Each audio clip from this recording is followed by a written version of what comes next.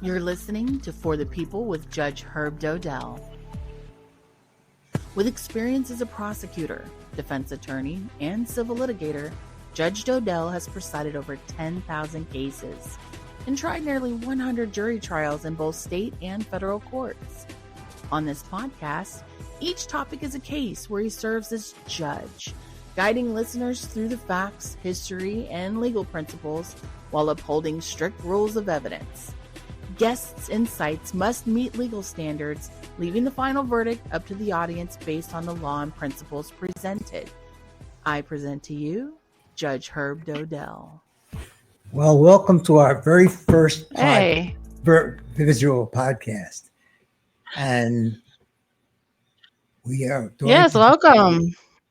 We're going to do something very special today. In fact, all the radio shows that we did 4 years worth dealt with very interesting subject matters and people like Roger Stone is going to be on our podcast next week. Alan Dershowitz, a U.S. Senator, Roger Stone. We had a lot of very interesting interviews. So I said, I want to find something that really appeals to everybody. And I wrote a book, which is called From the Trench to the Bench, available on Amazon. And I found out that people are more interested in listening to books than they are reading them. For some reason, the statistics support that very large difference, too. So I said to my co-host, Carrie, and asked her how to do it, because I'm a mechanical idiot. So the reality is, she said, you can do it with AI. I said, what do you mean do it with AI? She says, just send me the original book manuscript, and we can just put it into a computer, and we make copies that have become audio. And it's basically, you don't have to hire anybody. You don't have to wait. It's all there. It's perfect. It comes off of the material that's already in existence. So I said, not so perfect. Not so perfect. There are some quirks, some things. You have to learn how to prompt the tone of the voice, and there's definitely some adjustments. It's not as easy as just throwing it on AI, but it certainly is a much less headache of a process than having someone personally voice over the whole entire book. Well, the point is, artificial intelligence is out there. It's getting stronger and more powerful each day that goes by. And most of us, and everybody over 30, really hasn't got a clue what it is. We know it's out there, and if you watch the old movie, which I just did, by the way, 2001, A Space Odyssey, there's a scene where Dave, the astronaut, asks the computer how to do something. And he says, open the pod door, Hal. And Hal responds, no, I can't do that, David. And so it's showing you that at some point, computers and AI take over. In fact, I was mentioning to Carrie before, surgeries. Sometimes you get people who had a lot of work that same day, handshakes or whatever it is. And the reality is the robots are doing the surgeries. You're far better off with a robot than you are with some person who may be distracted from what they were doing. In fact, many years ago, I represented a doctor who had committed malpractice, and the fact of the matter is he was high on cocaine. I mean, you don't know what you're going to get. The robot, press the button. So I decided to invite somebody who I looked into, who was an expert, not only as a lawyer, but as a business professional entrepreneur, and I was familiar with not only factual, but all the legal and to some degree technical parts. And without any real further ado, I'd like to introduce our audience to Michael Hodson. So welcome, Michael. Thank you. Appreciate you having me here today. Well, you've got a big task. and a very short period of time, you're going to have to tell the world what AI is and what it does and what the ramifications may be. Because I did some legal research, by the way, on copyright law and rights of privacy.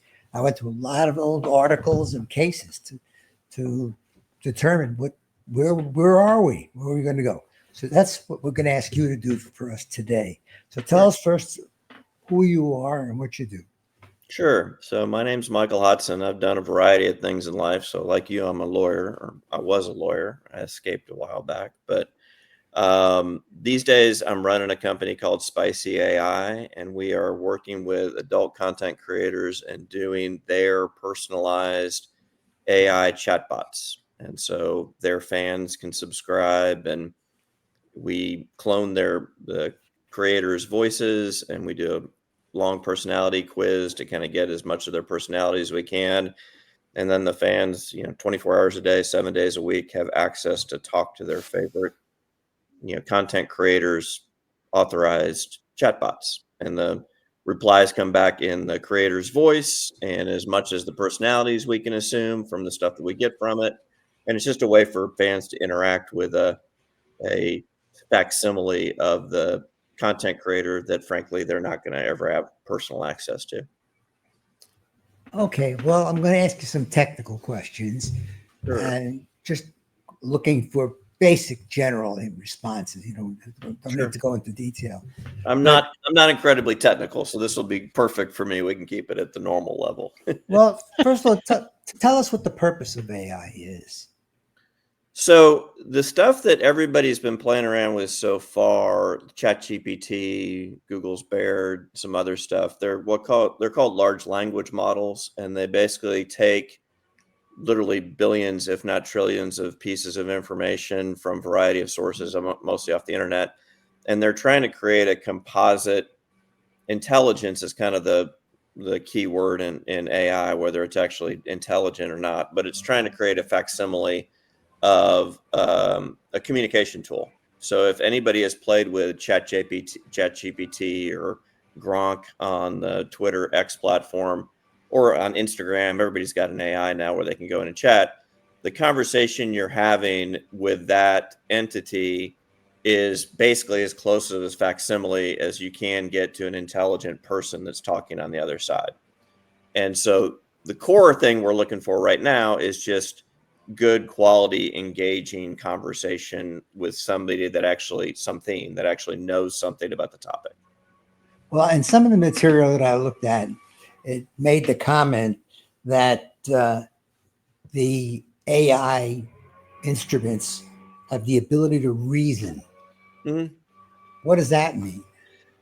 So where they're looking to get to, which is kind of the, for some people, scary Terminator future, is what's called generalized intelligence, which would be that the AI could actually fully reason. We're not there yet, and it's kind of questionable whether we're going to get there. Basically, what it's doing is by assimilating billions of pieces of information off of like books it's read and everything else that it's read on the internet, it can basically approximate what a conversation would be like by assigning values to various words. So if I say to the AI, what are you doing today? There's literally tens of millions of times that phrase has been on the internet. It can kind of parse what that conversation is about. It takes contextual clues from other things you've talked about in the previous, whatever number of conversations you've had with that AI, and it gives you a close to contextual reply to that question. So basically, you winnow down the totality of the first round of information until you get to what's most likely. Yeah, and it's a guess game back and forth, but it's not reasoned or intelligence. It's not coming up with new information. So you couldn't go to it right now and say like, come up with the next great invention about the electric light bulb. It's not going to like reason and say like, oh, what you need to do is replace the filament with something else. But what you can do that's really effective is you can go in there. There's a bunch of stuff you can do with all these tools that are great. I use them all the time for emails. So like I'll do a long email and then I'll input it into one of the AIs and I'll say, could you shorten this email by half and make it sound more conversational and make sure that I'm not creating duplicate content, and it'll go through it and compare it to billions of other emails and pieces of content and spit out something that's half as long. there's a bunch of that kind of stuff, which is just great on a day-to-day basis. And then what we're trying to do, obviously, is create a facsimile of a person on the other side that you feel like going to and talking to about a variety of topics, whether it's dating advice or movies you want to go see, or if you just want to talk about how bad your job is or whatever. So it does basically editing of what you write. So if you write a book and there's some duplications, it'll find it and it'll eliminate them. Is that what it does? Sure. There's a bunch you can basically tell it what to do. So, as an example, I just recently did a large pitch to a company that we're potentially working with. I had a large, 3-page document, and I put it into one of the AI bots, and I said, can you go through this and analyze it from the point of view of somebody that's receiving a pitch for a company, and tell me the points that I'm making most succinctly and ones that I'm not making clearly. And it kicked out an answer and said, you need to clarify these points on page 1 or whatever. Because it's got access to, it's just like asking a really intelligent person that's got access to billions of pieces of information that it's read. That's basically all it is. Well, of course, there's the question of interpretation, what some of those things mean. And it's just dragging out information that it picks up from the internet. Isn't there some risk that it will have an inherent bias? Sure. Yeah. And it comes up with wrong stuff all the time. So in the space that we're in, which is not highly technical, like I said, we're basically just a conversational bot with adult content creators. We do a personality quiz with each content creator that's 40, 45 minutes long, where we ask things about, adult content, like the sexual things that they're into and not into. Then we'll ask things about where they're from. Do they want to talk about their family? Do they have dogs, pets, foods they like, and everything else? And we basically put it into a summary document, and then we program it into the AI so that it sounds like, Reagan Fox, one of the creators we work with. And so it's not only her voice, but it's a little bit of her personality, so that it knows that Reagan lives in Arizona, and Reagan's married, and Reagan's been in the adult industry for 15 years, and Reagan has done this and Reagan has done that. So when you're talking to it, you feel like you're more talking to her. But get back to your point about AI making mistakes. It regularly screws up. It's AI, and you have no really idea how it does. So you might ask it, over a course of 30 days, 15 times, where do you live? And 14 out of 15 times, it'll correctly say Arizona. And for some reason, the 15th time, it'll say Los Angeles. And you're like, I don't understand why you replied that way, but it's because there's so much, it's a black box. There's so much information that's in these large models that sometimes, frankly, what comes out just is not correct. So yeah. So in a general aspect, I would always tell people, it's the same thing as when you go into Google and you just Google a question. Don't assume that the answer that pops up is 100% right. You probably want to read the article, figure out if they're taking you to the right content. Well, that's one of the questions I had written down to ask you, because I want to get into whether the computer can think for you. And you kind of touched on it, and it's kind of where I'm going too. Yeah. It just gathers information about you, what you do, what you like, where you go, etc. So that the database that's being used by AI is predicated on sufficient information, or at least presumably reliable information, to come to its conclusion. Does that mean it's doing thinking for you too? No, not necessarily. Like I said, it doesn't really do original thought that well, like what human beings do, which is, come up with new ideas or come up with creative thought. What it does really well is synthesize information that's already out there. So to take it to a different aspect, if you gave it the scripts of every single Law and Order SUV episode that's ever been done, and there's literally, I think, 500 of those or 1,000 at this point, and you inputted all of that into the AI, and you said, from all this information, can you write a new Law and Order script that is similar in style and context to the stuff that we've just given you?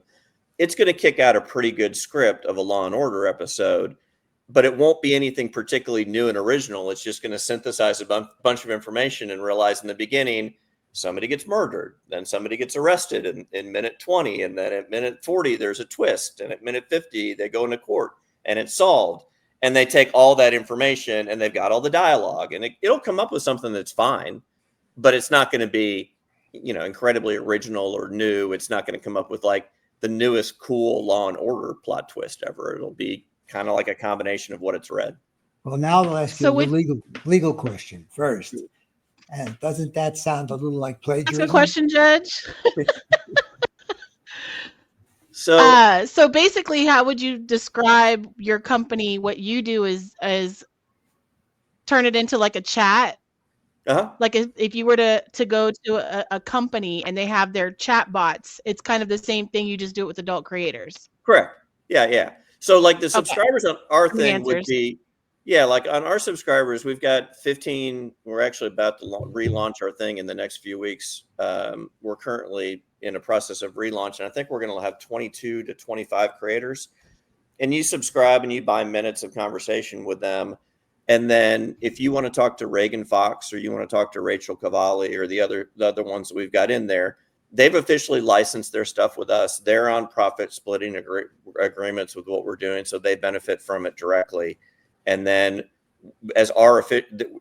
since we officially license it, that's what we're trying to do, is basically replicate what it would be like to have like a phone call with Rachel. It's a virtual girlfriend or a virtual boyfriend. Gotcha. We've got a couple guys that do it.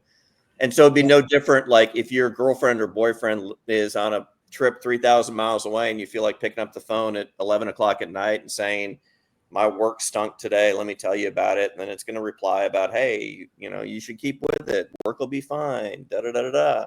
Or, they're adult content creators. These people are also going to want to pick up a phone and say, it's 11 o'clock at night and I have insomnia and I would like to have a dirty story told to me. And Reagan will come tell you a dirty story about whatever topic you want. So it's just like having a virtual friend or a virtual girlfriend or boyfriend, basically, is what we're trying to get from it. So it's kind of like a formal relationship without a real person at the other end. Yeah. And we're very explicitly AI. So we're not pretending that you're really talking to the adult content creator. We're not saying like Rachel or Reagan or any of these people is talking to you. It's their AI. And so we're very explicitly, this is a facsimile of talking to them. But the fans out there, especially in the adult space, they like the true fans that are really like very much into these content creators. They want all that engagement. They watch all their content. They subscribe to their OnlyFans. They, go to their fan pages, their Twitter accounts. And this is kind of another way for them to engage with those, the people they love. And there's similar chatbots that do non-adult content creators. And I think you're going to see these for everybody that wants to do them. I mean, I don't think any big Hollywood stars have done them yet, but at some point in the future, no doubt, the Brad Pitts and Angelina Jolies and everybody else will do these adult they'll do chatbots, and they'll restrict the conversation so that you can't talk about certain topics. Because, you and I and everybody else, we're never going to meet these people in reality. And this is the closest we're ever going to have to sort of having some sort of engagement and conversation with at least something similar to them. Well, that kind of leads into some of the research that I did on basically intellectual property. Mm-hmm. And I started basically with the new kind of revised copyright law, which was done in 1976. That was the last time that there was anything major done. And I also read Nimmer on copyright and a variety of others. And what comes up to my mind is, doesn't the creator have an intellectual property or a copyright interest in what they create, and that these AI companies like yours are using it without their permission, without paying them, and they're basically getting it for free, unlimited, because you use inferences, either deductive or inductive, make whatever decisions you ultimately make anyway. So what do you know about the intellectual property aspect of the law? Yeah, it's a big deal. So there's a couple of different aspects to the intellectual property side of it. The one that is most important to us is that it's not even copyright, it's right to publicity, I think, is the actual legal thing. For like, you've got the we'll call it copyright to your voice, your name, image, and likeness. And so there's been some very famous cases, a lot of them from California in the past, where even if you're using somebody's sound-alike voice and it sounds too much like a really recognizable voice. Oh, I'm sorry for the background there. Celebration. There you go. And it sounds too much like them. You can't use them in like commercials because then you're basically ripping off that person's voice. I mean, similarly, you couldn't have a billboard up on the, Ventura Highway with Brad Pitt's face saying, "Come buy a car from Jones Ford," because you're stealing his image. And so what we're officially licensed. So the people that we're working with, we've signed contracts with, they said, you can use our voice, you can use the information we're giving. Part of what we'll end up doing in the long run, because you're right, people are going to steal this stuff and try to do different things with it and use open source models to create it, is we will go in and enforce the intellectual property rights of the people that we're working with, because that needs to be protected. Frankly, that needs to be protected, not only because that's the right thing to do, but it protects our business interest. Like if there's 5 other companies that steal Reagan Fox's voice and do a voice chat, and Reagan's not making any money from it, we're not making any money from it. So it's in our best interest to go sue those people and say, you aren't officially licensed to do, Reagan stuff, and we are. Well, just for the audience's edification, the key case is New York Times versus Sullivan. Mhm. And that is the United States Supreme Court case that basically defines what some of the issues are. And there's the Heller case. There's a number of easily readable, without going on AI, and understand where the limits are. The Times case basically said that certain people who achieved certain levels of celebrity no longer have those rights of privacy. And certainly what they're putting on some of these things based on what they got from the internet or the posts that have been done before, it does invade privacy. And there are rules, both state and federal. Mhm. And how do you see those concepts coming into play with what you're doing? So the in our particular aspect, the most famous case that we deal with is from Bette Midler, who hopefully some of Yeah. your audience is old enough to remember Bette Midler. I certainly am. And she had a very recognizable voice, and Ford Motors used a similar sounding person, not her, and recorded advertisements. And they didn't even say it was Bette Midler. It was just like it sounded just like Bette Midler. It was a case that went up all the way to the California Supreme Court, and they found for Bette Midler, because she sued and said, "You're basically ripping off my likeness to try to for commercial purposes. I didn't authorize it. I'm not making any money off of it. I don't want to be associated with your product." That's similar to what we'll end up defending with all the rights with the folks we're dealing with. So, like I said, if we start seeing other companies pop up and use the voice is the easiest thing, because it's very recognizable for all the critters we're working with. If someone comes up and says, I keep saying Reagan Fox because I love her, she's fabulous to work with, but if they do a voice that sounds just like Reagan Fox's and they call it, Ragino Foxy, and they do a voice chat, that's appropriating her name, image, and likeness, and we'd sue them for basically stealing what's her property, which is her likeness and her voice. How do you guys get paid from what work you're doing? The core business model we have is actually really similar to OnlyFans. So we do a profit split with the creators that we're working with. When we do the relaunch, like I said, fans will be able to buy minutes of conversation with these various AI chatbots. The creators get a percentage of that revenue. We retain a percentage of that revenue, and it's a mutually beneficial, revenue split down the road. We'll also sell AI created photos. The photo stuff with AI is really good right now. And then where it's going to go in the adult space down the road, obviously video is what everybody thinks about when they think about adult content. And we're probably 8, 12, 16 months away from having pretty reasonable adult AI videos. And again, we'll be using licensed AI images of the creators we're working with to create videos in the future. We can create photos right now. Well, there are a couple of words that come up in a lot of the research. One of them is cookies, and the other is waiver. So if you wouldn't mind, in a few minutes, tell us what cookies are. I'm not talking about the one with the chocolate chips in it. I'm talking about cookies from the internet. Yeah, I'm not. Whatever.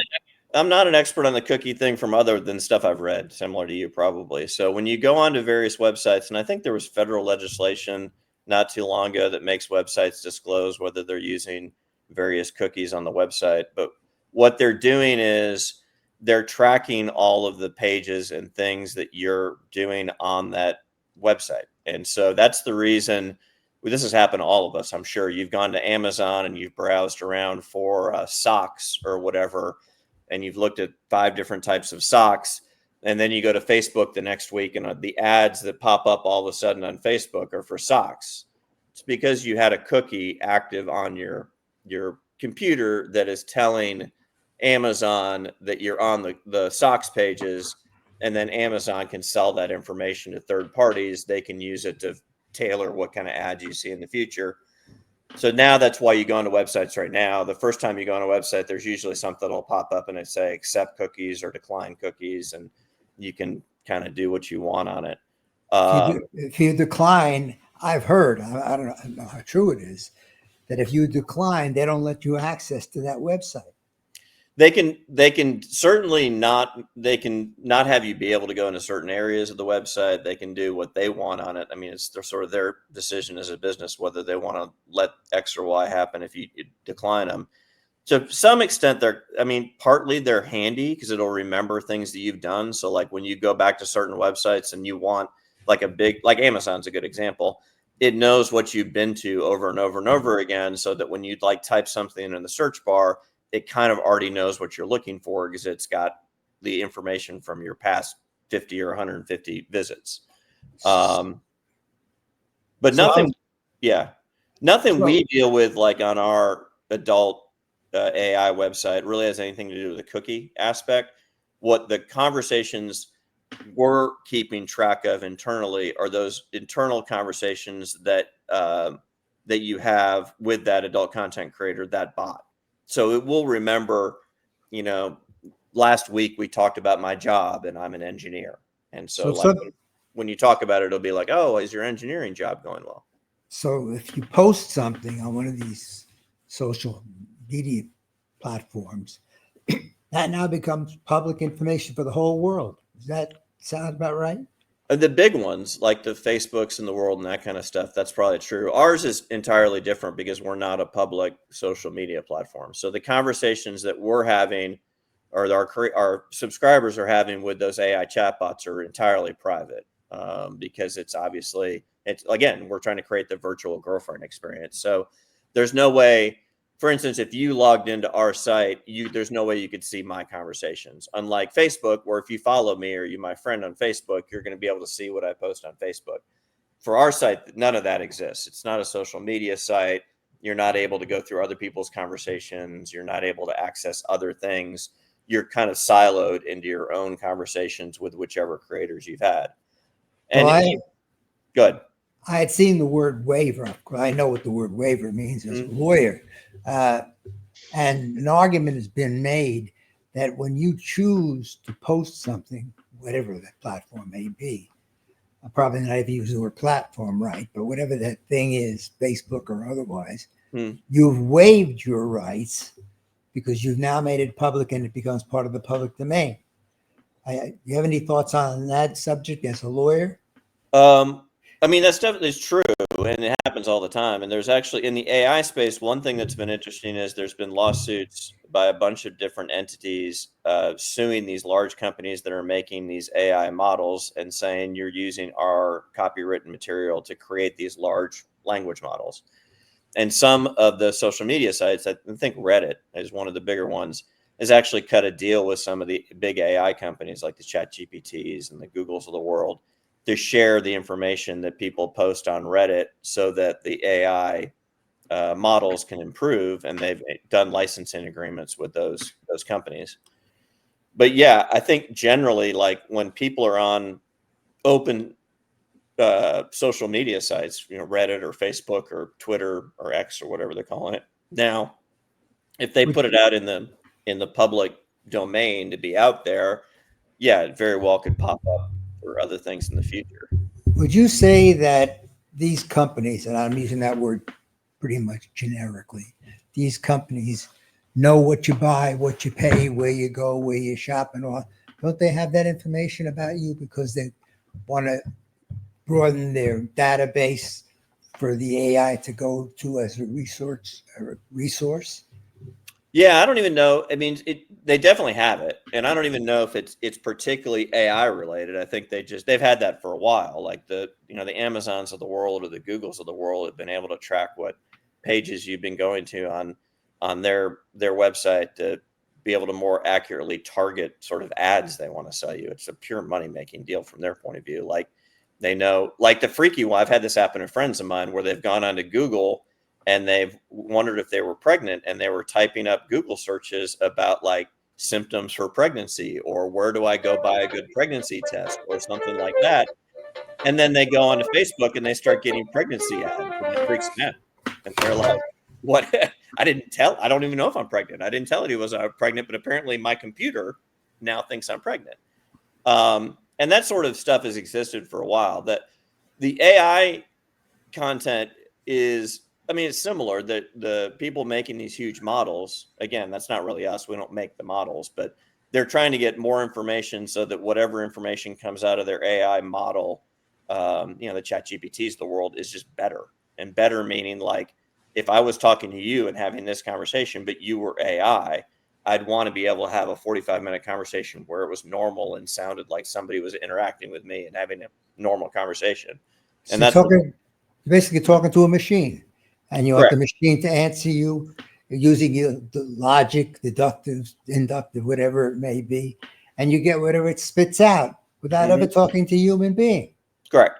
Which And is the that's same thing as Alexa and Siri and, voice activated search techniques. We've been using it for a long time. We just didn't really look at it as AI. It just seemed like this special, service that was provided with our Amazon Echo or our Google Nest or even our cell phones, where you have your Android and your Siri, your Apple Siri. So I did have a Well, question though. When it pertains to the Spicy AI, do you have intentions, or do you currently offer the ability for a content creator to utilize that AI to develop their own resources? For instance, creating their own images, creating, content through the AI. So let's say if I was a creator and I went in there and I would create this, fantastical kind of set of photos or a fantastical kind of video that would be available on your website, but I would be the director, the engineer. And even though it's AI creating it with my image, I would still have some sort of creative input into something that I could, make available on your website. Just yeah. curiously if it's Yeah. like, We do that all the time. So the really fun stuff right now that we work with is AI photos, because the AI mhm. photo stuff is actually pretty good. So like again, and I want to repeat this, we've got 20 creators. I bring up Reagan because I work with her on a lot of different projects, and I'm going to use her name again, and she's wonderful.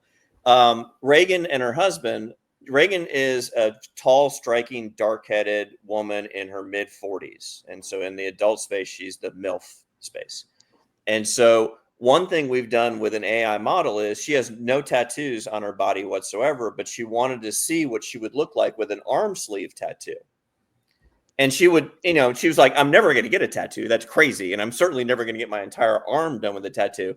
But we did some arm sleeve tattoos with her, and she posted them on Twitter because she just wanted to see what her fans thought. And a bunch of her fans went crazy and loved it. They were like, this is the coolest look I've ever seen. And we've played around with stuff like that. Like we've done her now with blue tinted hair. And again, she's like, I'm never going to color my hair this, but I want to see what it looks like. One of our other creators, for fun, one time, she's got very large but wonderful fake breasts that she, paid a lot of money for, and she did that. And we, for fun, one of our AI creator guys created sort of gargantuan breasts for her and sent it to her and just said, hey, just so you know, we don't release any photos online unless you approve them, because we let the creators look at all the photos before we use anything. And we thought these were funny and you might like them. And she said, oh, no, I get fans that request that stuff all the time. Like I've got fans that want to see what I look like with triple H boobs. I'm never going to do that. But now I have the ability to do it through AI created photos. And so that there's a bunch of fun stuff we're doing with photos. And in the future, the really fun thing is when we'll be able to do that with videos. And so, in the future, where it'll be is no one's going to go to the website, the Pornhubs or those websites, and say, like, type in there a search and say, Rachel Cavalli with 2 guys, and you get your choices of your videos you can watch on Pornhub. They're going to hopefully come to our site and they're going to design up a specific thing and say, I'd like to see Rachel talk to a guy in a bar about his job, have this conversation, then go up to the room and do X, Y, and Z in the room. Zoop, out comes your personalized video that you've basically directed.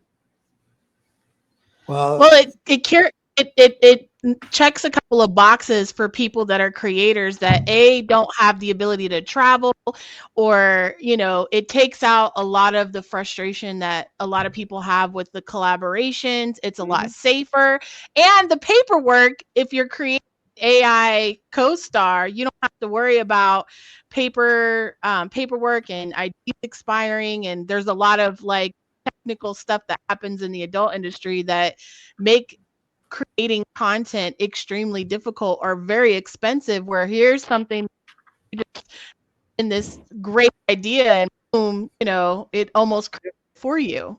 Yeah. I mean, you hear all the time from the sort of anti-porn crusaders, like everybody in porn is being trafficked and it's all, being manipulated or whatever. And one thing that's fun about the AI future is a lot of those arguments go away.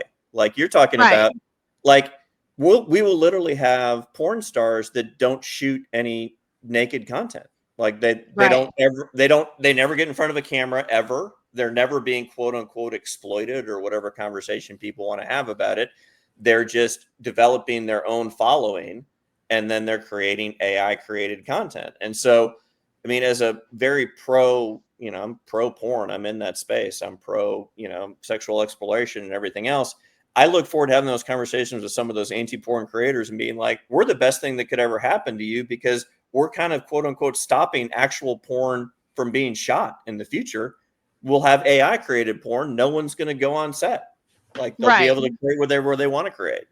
No issues of consent, no issues of, no age issues, no underage stuff. We'll be able to monitor the content to make sure that it's legally compliant, because we won't be able to create stuff with certain things on the site. Like if you came into the site and said, I want to see, a 16-year-old girl do something, the AI is going to say that's illegal. I'm not going to create that content for you.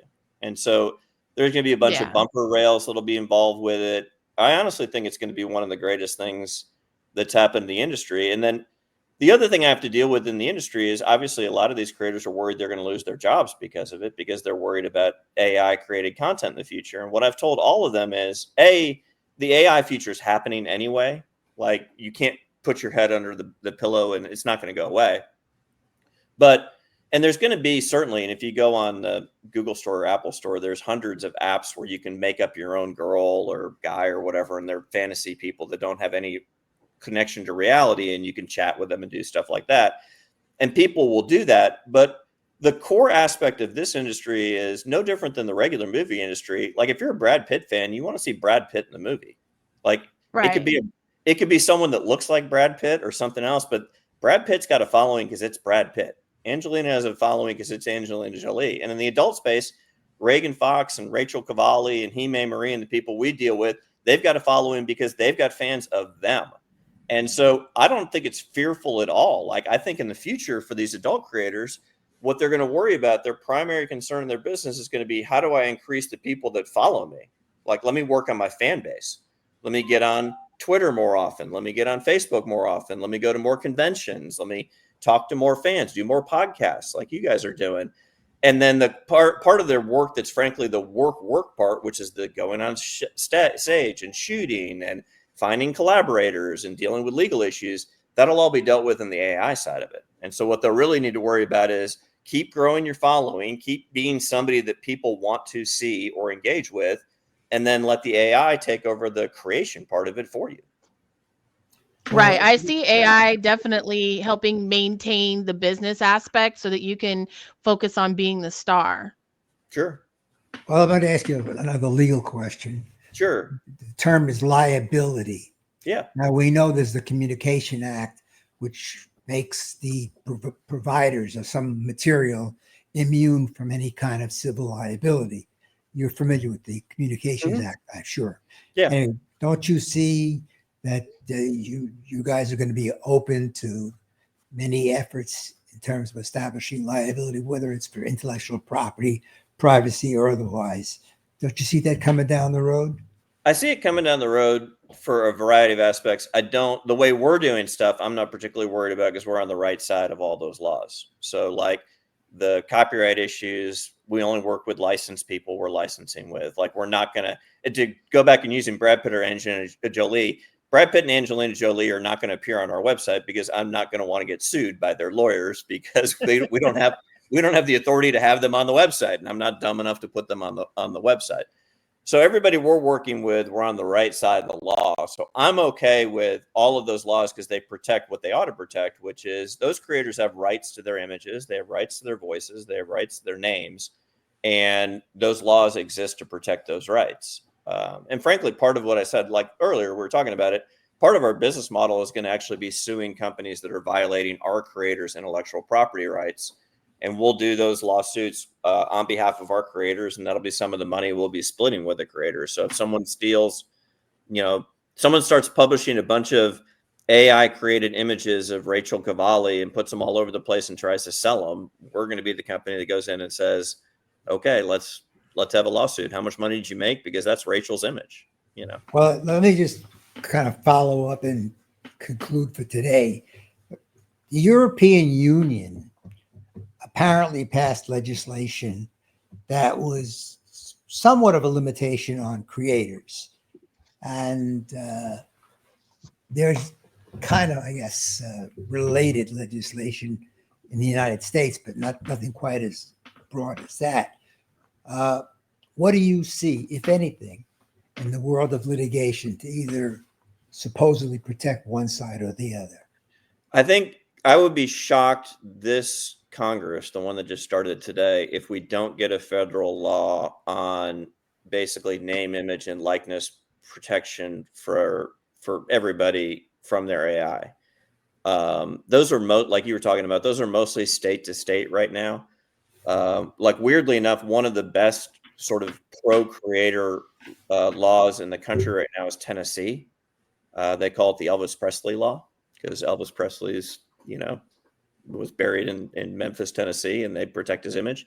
And it's one of the most favorable pro creator laws that protects their rights even into their death. And even like right now, you can't use Elvis Presley's voice or his name or do mimics of his songs or somewhere because his estate still owns his name, image, and likeness. I'd be really surprised if we don't get a federal law that protects all this stuff in the future, because there's frankly no reason we shouldn't have that kind of federal law, because Judge, if somebody wants to create a mimic podcast and use a clone of your voice and do something like that where it sounds like you and it talks in the same speech and cadence as you ought to have the ability to go in and sue that whoever's making that podcast, because they're violating your publicity rights, your name, image, and likeness. Well, we know that this is going to affect employment. Many jobs are held by humans. Mm-hmm. And if they're being replaced by AI, that means those jobs are going to be gone, other than being retrained for something else. What do you see happening, if anything, with regard to the effect it might have on workers, unions, and people who physically have to perform some function? Yeah, I mean, I think it's a continuation of a general trend where we're getting more automated everywhere. It's not just AI. Like if you go into a auto manufacturing plant now versus walking into a plant in 1975, it's an entirely different experience. There used to be, 1,800 people working on the floor of a Ford Motors plant, and now there might be 92 plus a bunch of automated robots. So that future is happening on a bunch of different fronts. AI is for sure going to have large impacts over time on various employment aspects, like call centers. For the longest period of time, I'm old enough to remember when you used to call a 800 number to get customer service, you talk to somebody in the United States, then all of that went offshore because it was cheaper to do offshore. Now it's even cheaper to do all those call centers through AI call centers. Frankly, as a customer, you may end up getting a better customer experience from having an AI center versus doing a call center in India or Bangladesh. But some of those jobs kind of have been going away anyway.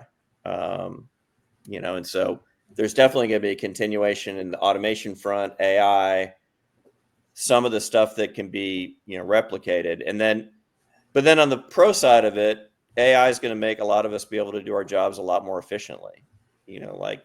Like when I do these interviews with the creators that we're talking about, I do them on Google Meet. They do a transcript on Google Meet.